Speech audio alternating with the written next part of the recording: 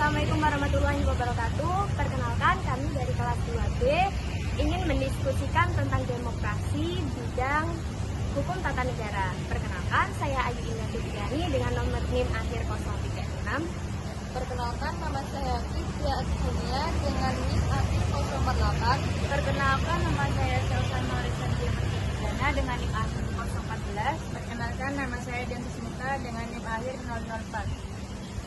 Kalian tahu nggak sih demokrasi itu apa? Apa sih? Kalau menurutmu apa?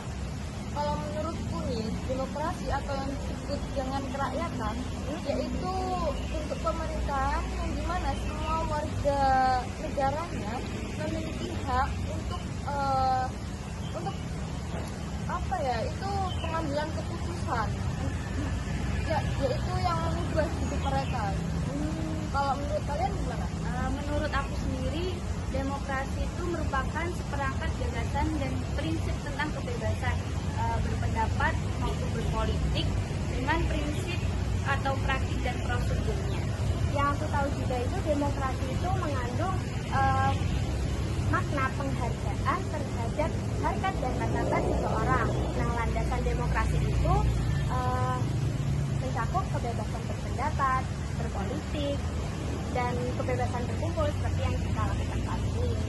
Menurut saya, demokrasi adalah pemilu pengganti oleh pihak yang tidak berkompeten, di mana banyak kesepakatan yang diselewengkan. Terus, kalau sejarah demokrasi di Indonesia ini itu, masa kemasannya itu ada apa aja?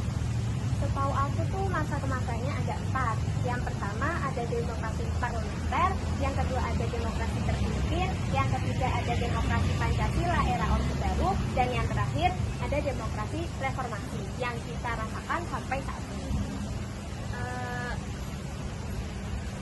Oh iya, di sini aku tahu loh tentang demokrasi parlementer.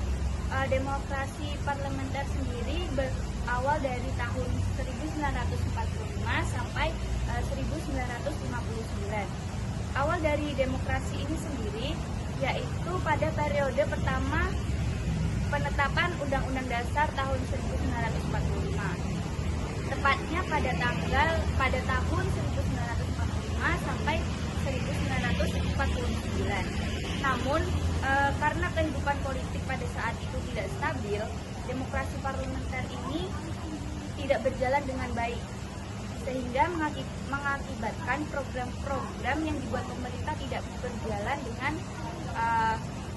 apa yang diinginkan atau apa yang direncanakan. Demokrasi ini akhirnya berakhir secara yuridis pada tanggal 5 Juli 1959 bersamaan dengan perlakuan kembali Undang-Undang Dasar 1945.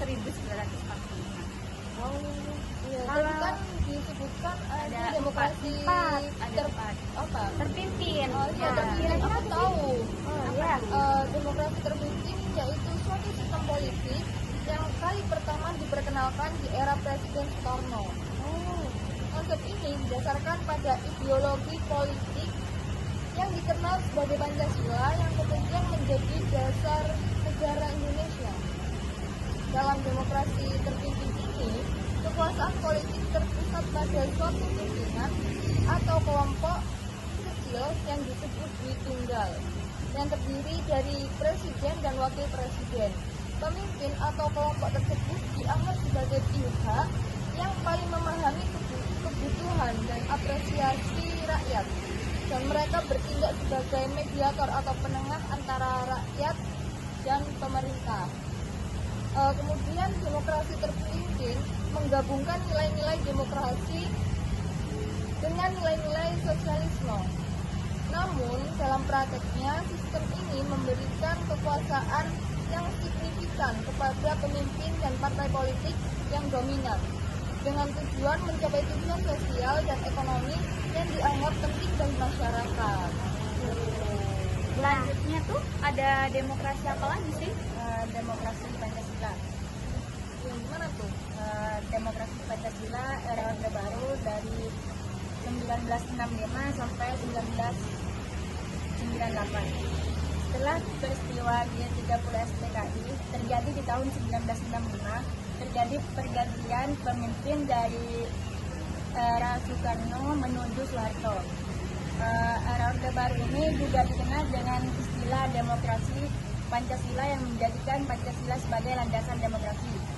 Akan tetapi, rezim yang berkuasa selama 32 tahun juga dihantui dengan beberapa penyimpangan seperti penyelenggaraan pemilu yang tidak jujur dan tidak adil, penegakan kebebasan berpolitik bagi pegawai negeri sipil, kekuasaan kehakiman atau yudikatif yang tidak mandiri karena para hakim adalah anggota PNS Departemen Kehakiman.